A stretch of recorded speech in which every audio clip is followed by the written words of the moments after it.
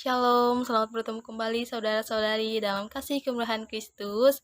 Sini saya sangat bahagia kita masih dapat bertemu untuk mendengarkan sebagian firman Tuhan yang akan saya bawakan pada sore ini. Saya bersyukur kita masih diberikan kesehatan, kekuatan, umur panjang dari Tuhan kita Yesus Kristus. Nah, saudara-saudari, di sini saya sangat merasa rindu. Karena itu saya ingin kembali berkhotbah dan membawa kita dalam sebuah perenungan, di mana perenungan saya kali ini saya ambil dari kitab Ezra pasal 7 ayat 10 yang berbicara tentang ketetapan Taurat Tuhan. Akan tetapi, sebelum masuk ke dalam sebuah perenungan, saya ingin memperkenalkan diri saya sekali lagi kepada saudara-saudari. Siapa tahu setelah saya memperkenalkan diri, saudara-saudari bisa menyayangi saya. Karena ada pepatah yang mengatakan, tak kenal maka tak sayang. Udah kenal tapi gak sayang-sayang. Bercanda. Saya hanya merasa perlu untuk memperkenalkan diri saya, karena jika kita saling mengenal, maka akan lebih mudah bagi kita untuk terus berkomunikasi, dan untuk menyebarkan Injil pun saya juga merasa sangat bahagia untuk berbagi dengan saudara-saudari. Oke, langsung saja saya akan memperkenalkan diri saya. Nama saya Memelinda, saya dari Prodi Teologi, Fakultas Ilmu Sosial, Keagamaan dan Keagamaan Kristen, semester 5. Saya berkuliah di Kampus Ungu, IAKN Palangkaraya, Kalimantan Tengah. Baik, di sini saya langsung saja akan membawa kita dalam sebuah khotbah atau perenungan, di mana khotbah kali ini saya bawakan dari Nats Alkitab Ezra pasal yang ke-7 ayat 10 yang berbunyi, sebab Ezra telah bertekad untuk meneliti Taurat Tuhan dan melakukannya serta mengajarkan ketaatan dan peraturan di antara orang Israel. Berbicara tentang Taurat, apa sih yang terbesit dalam pikiran saudara jika mendengar kalimat ini atau kata ini? Nah, di sini saya membuat sebuah pertanyaan. Ada 3 pertanyaan yang saya ambil dari Nats Alkitab Ezra pasal 7 ayat 10 ini. Pertanyaan yang pertama, bagaimana cara memahami makna atau maksud dari Taurat Tuhan? Yang kedua, apa saja hal yang dituliskan di dalam Taurat itu? Serta yang ketiga, kepada siapakah Taurat itu ditujukan? Langsung saja, seperti yang dibuat saya dalam pertanyaan tadi, ada 3 kan. Yang pertama, bagaimana cara mengetahui maksud atau makna dari kata Taurat ini. Dan yang kedua, apa isi Taurat? Serta yang ketiga, kepada siapakah Taurat ini diberikan? Nah, kata Taurat sendiri berasal dari kata Ibrani Torah, yang berarti perintah, ajaran, dan hukum. Kata Torah biasanya memaksudkan 5 buku pertama dalam Alkitab, yaitu Kejadian, Keluaran, Imamat, Bilangan, serta Ulangan. Kelima buku itu juga disebut Pentateuk, yang berasal dari kata Yunani yang berarti 5 buku berjilid. Taurat dituliskan oleh Musa, karena itu Taurat juga disebut buku hukum Musa dalam Yosua pasal 8 ayat 31, serta dalam Nehemia pasal 8 ayat 1. Taurat awalnya ditulis sebagai satu buku, tapi belakangan dibagi menjadi beberapa bagian supaya mudah digunakan. Kata Torah juga memaksudkan hukum-hukum yang diberikan kepada orang-orang Israel tentang beberapa hal khusus. Contohnya adalah hukum Torah tentang persembahan dosa, hukum tentang kusta, dan hukum mengenai orang Nazir dalam Imamat pasal 6 ayat 25, pasal 14 ayat 57, serta dalam Bilangan pasal 6 ayat 13. Dan kata Torah juga kadang memaksudkan perintah dan ajaran dari orang tua, orang yang bijaksana, atau Allah. Hal ini tertulis dalam kitab Amsal pasal 1 ayat 8, Amsal pasal 3 ayat 1, Amsal pasal 13 ayat 14, serta dalam Yesaya pasal 2 ayat 3. Jadi, saudara-saudari, hanya orang-orang yang bijaksanalah yang dapat membuat atau menuliskan tentang Taurat ini. Mengapa demikian? Karena orang yang bijaksana adalah orang-orang yang mentaati hukum, mentaati peraturan yang berlaku, baik itu tentang peraturan pada zaman Tuhan ataupun pada zaman sekarang ini. Begitu pula dengan Tuhan Allah sendiri, Ia memiliki otoritas tertinggi bagi umat manusia. Ialah yang menciptakan Taurat ini dan memberikannya kepada Musa, sehingga melalui perantaranya, Ia melalui Musa, yang memerintahkan Musa untuk memberitahukan kepada orang-orang Israel pada zaman itu, dengan Taurat ini untuk memperbaiki bagaimana cara hidup orang-orang Israel pada masa itu, saudara-saudari.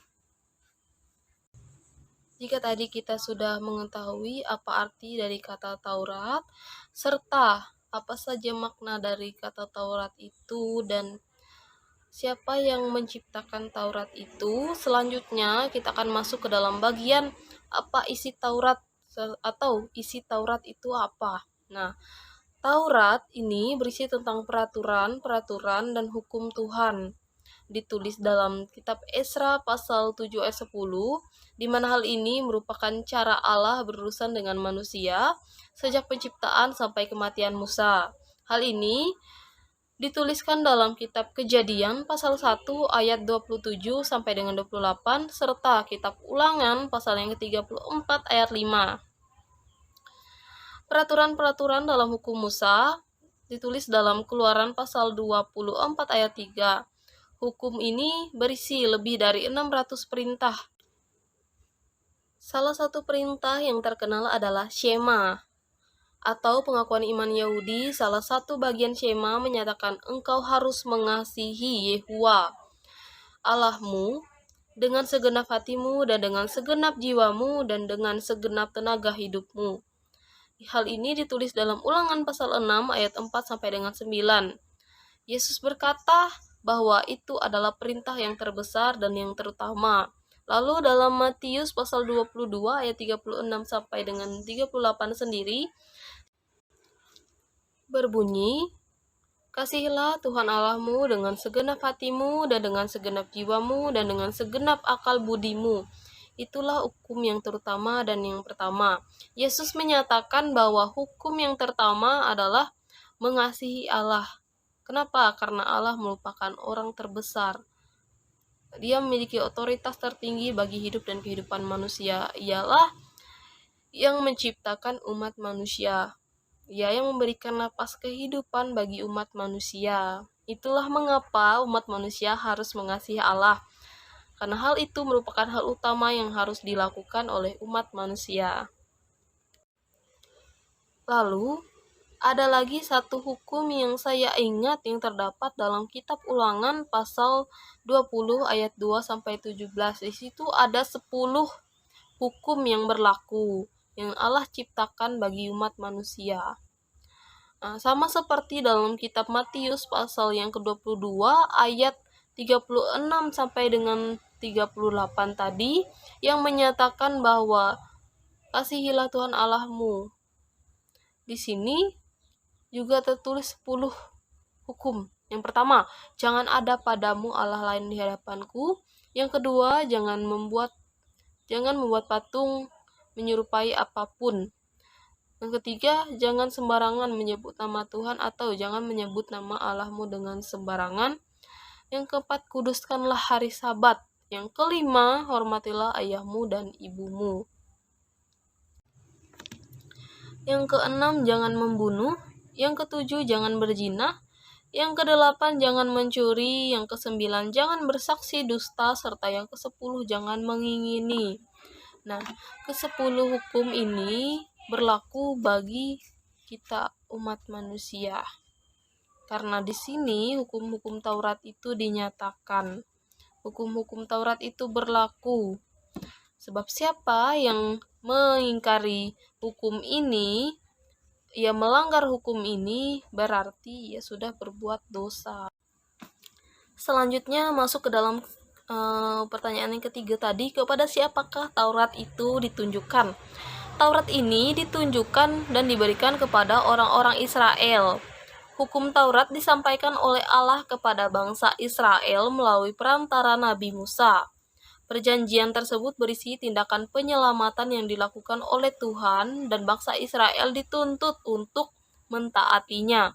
10 perintah atau Taurat ini terdapat dalam 2 kitab Perjanjian Lama, Yang pertama, kitab Keluaran pasal 20 ayat 2 sampai 17 yang sudah saya bacakan tadi, ada 10 perintah di situ. Jadi, kesimpulan dari hukum Taurat sendiri, Taurat adalah gambaran dari kasih. Artinya, jika seseorang mengasihi Allah dan sesama, ia telah menggenapi seluruh maksud hukum Taurat. Seperti halnya yang terdapat dalam Esra atau dalam kitab Esra pasal 7 ayat yang ke-10 yang menyatakan bagaimana Esra meneliti hukum Taurat. Dia mentaati dan mengajarkannya kepada semua orang. Berarti Esra sudah mengajarkan atau menyebarkan kasih itu. Nah, Esra dapat dikatakan sebagai seorang teladan bagi umat Israel pada masa itu. Ia menjadi teladan bagi mereka yang mengabdikan diri sebagai orang yang diurapi oleh Allah untuk meneliti, menaati, dan mengajarkan firman Allah kepada semua orang. Jadi, saudara-saudari, hendaklah kita sama seperti Esra, yang dimana kita meneliti hukum Taurat itu. Kita mentaati hukum Taurat yang berlaku, mentaati segala peraturan yang ada. Kita menyebarkan hukum Taurat itu sebagai bentuk kasih kita kepada sesama kita umat manusia, seperti halnya Esra. Nah, dari Esra sendiri, saya mengambil 4 contoh yang dapat kita ambil. Yang pertama, Esra percaya bahwa hukum Taurat diberikan melalui Musa oleh Allah sendiri dan karena itu menjadi kekuasaan tertinggi untuk seluruh umat Allah. Yang kedua, Esra mengabdikan dirinya untuk meneliti firman Allah. Ia berusaha untuk mengetahui jalan pikiran Allah dalam semua hal yang berkaitan dengan kehidupan ini, dunia, dan maksud-maksud Allah bagi umat manusia. Jadi hikmat Allah ada di dalam dirinya. Yang ketiga, Esra yang begitu percaya kepada Allah, ia mengabdikan diri untuk mentaati ketetapan-ketetapan Allah dan standar-standarnya yang benar. Apa yang diajarkannya, dilakukannya juga sesuai dan seturut dengan kehendak Allah. Dan yang keempat, Esra mengabdikan diri untuk mengajarkan firman Allah supaya memelihara kebenaran, keadilan, dan kemurnian di antara umat Allah. Seperti yang tertulis dalam kitab 1 Timotius pasal 1 ayat 5, yang dimana berbunyi tujuan utama dari semua pengarahan dalam firman Allah bukanlah pengetahuan mengenai Alkitab, melainkan perubahan moral dalam batin yang terungkap dalam kasih kesucian hati nurani yang murni, dan iman yang tidak munafik. Dengan adanya hukum Taurat ini pula, Allah mengharapkan bangsa Israel agar dapat hidup sesuai dan seturut dengan apa yang diarahkannya, yang diperintahkannya. Tuhan ingin Taurat ini tidak lain digunakan Allah untuk memperbaiki cara hidup orang-orang Israel pada masa itu dan juga menjadi landasan moralitas bagi hidup dan kehidupan kita sebagai umat Kristiani pada masa kini. Sampai di sini saja perenungan yang saya bawakan. Kiranya apa yang kita renungan tadi dapat menjadi pelita bagi hidup dan kehidupan kita. Thank you very much. See you next time and God bless. Jangan lupa